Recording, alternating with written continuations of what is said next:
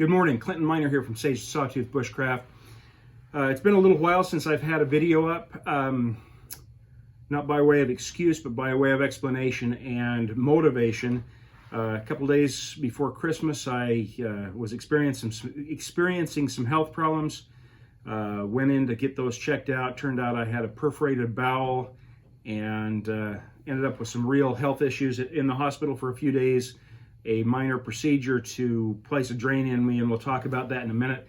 Not looking for sympathy, but I want to tell you, as I laid in the hospital for the 2 or 3 days I was there, it dawned on me that this was an opportunity to evaluate kind of where I was as a bushcrafter, as a prepper, on some of the things that deal with medical issues. Now, the kind of problems I was having, I'm not sure what I would have done to prepare for that. I'm doing more research on that. I think without a hospital, though, it's a pretty grim situation. But I can do some things to prepare for both outdoor concerns as well as prepping concerns for many medical issues. And that's where I want to go with the next few videos, a little series of videos here on some of the preparation I've made to prepare for those types of situations. And the first one, the most basic of those, is I want to share with you a kit that I've put together that is based around a trauma kit. So we're going to talk about that.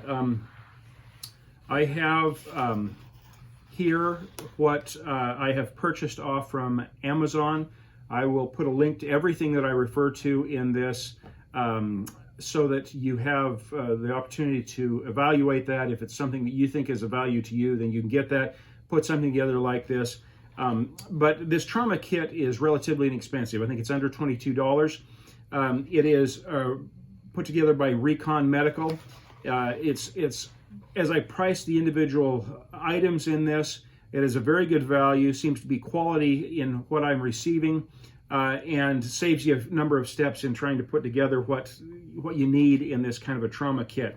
I've added some things to that. I'll show you that as I go through my my kit that I have here. But in this trauma kit, there's a Recon Medical Gen 3 cat tourniquet. That's this that I've attached to the exterior of my packet. One of the things that I've done with that is I've attached it with an Alice clip. And Alice clips are just the old style of attaching items to essentially what we call now MOLLE webbing. The same thing could be done with a MOLLE strip, and you can get these either in this 6-inch or in shorter ones, and that would work just fine. I just happened to have an Alice clip, and it was a little easier to put together the way I did. I've also used some Ranger bands to attach that. And as I'm going through this, as I've said before, I'm trying to learn while I'm going through these things. So if you've got experience or ideas that will help me to do a better job, I'd appreciate that. One of the questions I have is, I've put these Ranger bands around my cat tourniquet, and then I put the Alice clip through that. You could do the same thing with this MOLLE strip and attach that to the MOLLE webbing. And that's great, except that it's a little bit of a job to get those off. Now, as a part of the kit that I have here, I also have a set of shears that I keep on the outside, so I can easily clip that. I almost always carry a knife, and so I could cut through those. But if you can come up with a better idea for attaching this all-important cat tourniquet to the Alice clip or the MOLLE strip to the MOLLE webbing that holds on tight but is easily accessed, please share that with me. Also involved included in this kit are a 7.5 titanium bond trauma shears. That's the medical scissors that you can use to open up clothing. They're heavy duty. They can open up a pair of heavy Levi's, but also are made so that you can get under a bandage or those types of things to take care of those types of issues. There is a 4-inch pressure trauma bandage, an actual strap it on, tie it on type bandage. Recon Medical compress gauze, and that's another item that goes with that same bandage process. A waterproof carbon pencil, I'll show you that. It's a little bit of a novel item, but that's used to take notes of what's going on, particularly to put the time that you put the cat tourniquet on the injured individual, so you know how long it's been on there and what damage that may have done to the tissue, because a tourniquet is obviously our last resort. And we'll have another video specific to the tourniquet, how to use it, how to store it, when to use it, and we'll talk a little bit about that. Finally, there's an emergency rescue blanket, and I'll show you those items. I have, in addition to those items, I've purchased this small MOLLE pouch, and again, I'll put a link to these. They come in pairs, at least the ones I purchased. I've found them to be high quality and do very well. Though I got one that the sewing came undone, and I've used that for myself like I typically do. I take the seconds and provide anybody who wants one of these put together for them. I provide them with a better product, but it doesn't change the value of this for me, because I don't really need this second set of MOLLE strips. In addition to the pouch itself, and again, I'll put a link to that, I've purchased a couple of what they call morale patches. They are simply hook and loop Velcro patches that attach to a Velcro strip that is actually on the MOLLE pouch. And obviously one of them is just the red cross to indicate that this is a first aid kit. The second one is a patch that tells my blood type, A positive.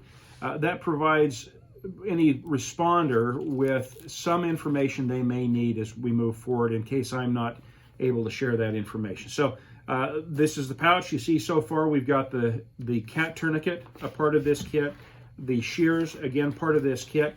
I'll go ahead and unload what else is in here and explain that as we go. Now, the next thing I'm going to pull out is something that isn't a part of this video. We'll share it in a future video, but it's a side first aid kit. I'll explain a little bit about that in a minute.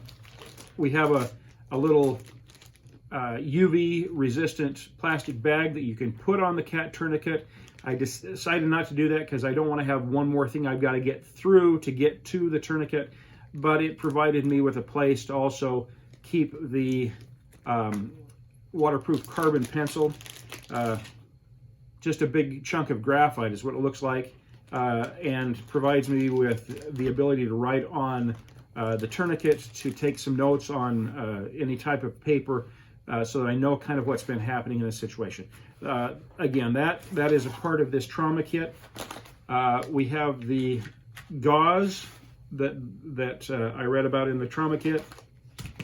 We have what in the old days would have been a triangular bandage, just a compression bandage with a large chunk of gauze and strips on it that hold it in place so you can tie it onto an injury. And we have the rescue blanket, and the rescue blanket is simply a space blanket, an emergency blanket. Boy, had a little difficulty in talking there, but the emergency blanket, and the value to that is this one has one side that is the shiny silver, the other side is a army green, and so you've got a little bit of ability if you're trying to be stealthy, you can do that, but still have the value of the reflective radiated heat held into the body with somebody who's been injured, and we're trying to prevent or offset the issues of shock. That kit also comes with a little bit of a description and some instructions that I've kept in the kit. In addition to this kit, I have added one thing that I consider part of the trauma kit, and that is a high HYFIN, and again I'll put a link to these, a high fin vent chest seal twin pack. When we have an injury, one of the things that happened when I had the procedure I had is I had a hole going into my peritoneal cavity, and there was some bad stuff inside that was trying to work its way out. There was some, you want to try and keep any new bad stuff from getting in there, and so they kept a seal over the location of the drain port going into me. And that's a lot of the same kind of value that you get in these chest seal. You can put them over a wound to keep the bad things from going into that wound. More importantly, and really the main purpose of this, is if I have a chest wound or an abdominal wound, particularly a chest wound, That can make it very difficult to breathe. It can fill my chest cavity outside my lungs with air, making it difficult for the air or the lungs to fill. And so what this provides me is a seal over that allows me to keep the bad stuff out, but also to keep it from leaking air while I'm at it and make it easier for me to breathe. And it's a twin pack so that if I have an entry and an exit wound, that I can take care of that. Now, that sounds like I'm talking about end of days gun battles, but there are a couple of situations that I'm personally familiar with that this may be involved with.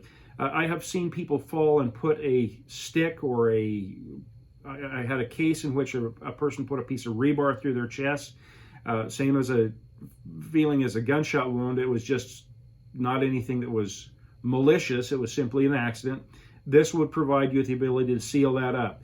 I also have a friend who was out bow hunting, tripped and fell and put one of his broadheads through his gut, entry and exit wound. This would provide an opportunity to seal those up until he could get the emergency care. Very valuable, and again, I'll put a link to that. So that is essentially my trauma kit.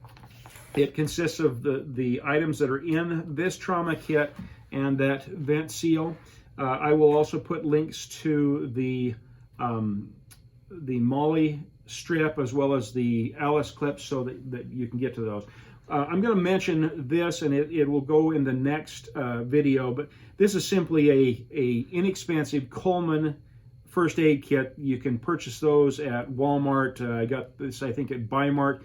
I also can put a link to this on my on this video that you can purchase them on Amazon. It has bandages and bee sting wipes and some things like that, and that's great. Little band-aids. I say bandages, but little band-aids. And frankly, there's a lot of that goes on. But I've added a number of items to this that I'll talk about in my next video. One of the main items that I have in here is some clotting agents, so that I can put into a wound and slow down the bleeding. But I have a number of other items that I've added to this we'll talk about in a future video.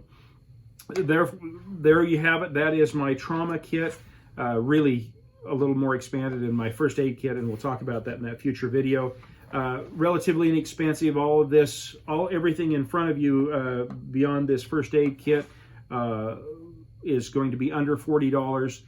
It's something that if you're going to spend any serious time in the backcountry, you should have with you to take care of you or to take care of your loved ones, your friends, or the idiots you come on who've hurt themselves. When I say idiots, people like me is what I'm talking about. So, Clinton Miner from Sage Sawtooth Bushcraft, I want to thank you so very much for your help and participation in helping this channel to grow. I am going to make a concerted effort now that I'm back at least in about 90% full health that we'll keep up some regularity in keeping these videos up. We've just passed 6,000 views, a milestone for me. Have about 146 subscribers. If you got friends, share these videos with them. Ask them to subscribe. Help us build this channel. Help me to have the opportunity to keep sharing what I'm learning, not what I know, but what I'm learning as I go along these things. I do invite your input on bettering this system, and thank you for your participation. Remember, as we say here at Sage Sawtooth Bushcraft, if you're prepared, you're never really lost.